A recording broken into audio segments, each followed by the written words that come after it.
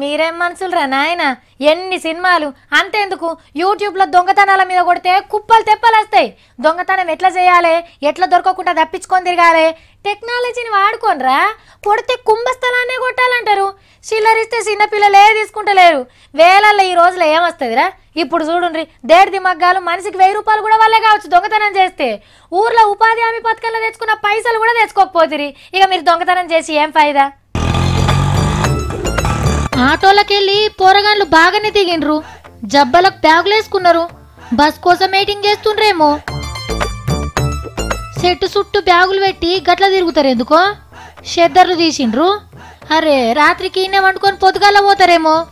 హే కాదు, పరిసిమ్మటి నిలబడ్డారు. కానీ ఉండ్రన్న ప్రేక్షకులకు ఓపిక లేకుండా అవుతుంది. రైట్, దుల్పుండ్రి. అబ్బా మంచిగా దుప్పట్లాడడం పెట్టిర్రు. ఇద్దరేమో దుక్నాల తాళాలు వల్ల కొడుతుర్రు. అవో ఆడొకడు ఎవరన్నా వచ్చేది లేనిది చూసుకుంటా కావాలన్నాడు. కనీండ్రి. అరే ఒక మనిషి వస్తున్నారా అని అనగానే సట్టును లేచి ఏం తెలవనట్టే నిలబడ్డారు.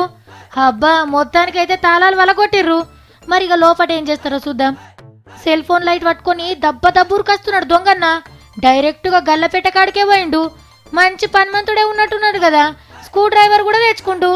అబ్బా తెరిచే పాడేసిండు. అయ్యో ఏం లేనట్టున్నాయి కదా. మీది పెట్ట గుంజిండు. అబ్బరు వెండ్రే కట్టలు దొరుకుతున్నాయి. దోసుకున్నాడు ఉరుకుతుండిగా. కరీంనగర్లా ఒక మందుల దుకాణాన్ని గిట్లా దోసిండ్రు దొంగలు. మందంటే తాగేడదనుకునే రాయంత సూది గోళీల షాపు 56,000 ఎత్తుకుపోయినరట. కానీ వీళ్ళని చూస్తే ఏమనుకుంటాం, అరే పాపం పోరగాన్లు చెద్దర్లు అమ్ముకునేటోళ్ళు ఉన్నట్టున్నారు, రాత్రిపూట కూడా బాగా కష్టపడుతుర్రు అని అనుకుంటాం.